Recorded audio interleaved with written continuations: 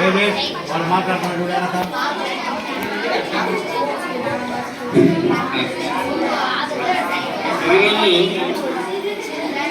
ఈరోజు children's day అనుకునే దానికి ఉపాధ్యాయులకి అందరికీ వందనాలు. ఈ కార్యక్రమానికి హిందీ మేడం గారు చాక్లెట్లు స్పాన్సర్ చేశారు. ఆమెకి ప్రత్యేకమైన వందనాలు.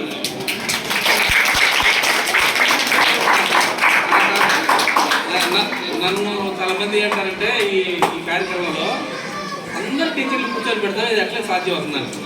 అంటే సామాన్యంగా టీచర్లు ఒక్కొక్కరు అనుకుంటారు, వాళ్ళందరినీ పిలిచి కూర్చొని పెట్టడం కూడా చాలా గొప్పని అని చెప్పుకుంటున్నారు. అంటే ఈ కార్యక్రమానికి సహకరించిన మన ఉపాధ్యాయులకు అందరికీ వందనాలు. ఈరోజు ఈ చిల్డ్రన్స్ జరుపుకున్నామంటే ఈ చిల్డ్రన్స్ డే నెహ్రూ జయంతి అందరికీ తెలుసు కదా.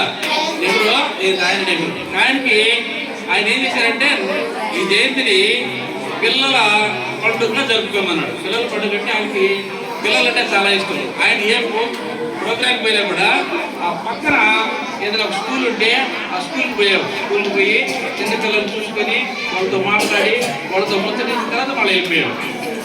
ఆయనకి భారతదేశం అంటే చాలా ప్రేమ. ఆయన మనకు మొట్టమొదటి ప్రధానమంత్రి, వరుసగా 17 సంవత్సరాలు ప్రధానమంత్రిగా పనిచేశాడు. 17 సంవత్సరాలు ప్రధానమంత్రిగా మనకు పనిచేశాడు. ఇప్పుడు ఆయన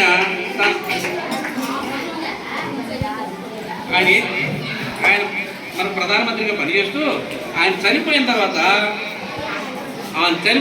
ఆయన ఏం చేయాలని రాసి పెట్టాడంటే, నేను చనిపోయిన తర్వాత నా చితాభస్మాన్ని, అంటే చనిపోయిన తర్వాత కొంతమందిని పూడ్చిపెడుతూ కొంతమందిని కాల్స్తారు కదా, అంటే వాళ్ళని కాల్చేటటువంటి సంప్రదాయం కాబట్టి నా శవాన్ని కాల్చిన తర్వాత ఆ చితాభస్మాన్ని భారతదేశం మొత్తం, అంటే నదుల్లోను పర్వతాల్లోను గ్రామాల్లోను పట్టణాల్లో మొత్తం విమానాల్లో చల్లమని చెప్పాడు. అంటే దీన్ని బట్టి ఆయన భారతదేశాన్ని అమితంగా ప్రేమిస్తున్నాడని మనకు అర్థమవుతుంది.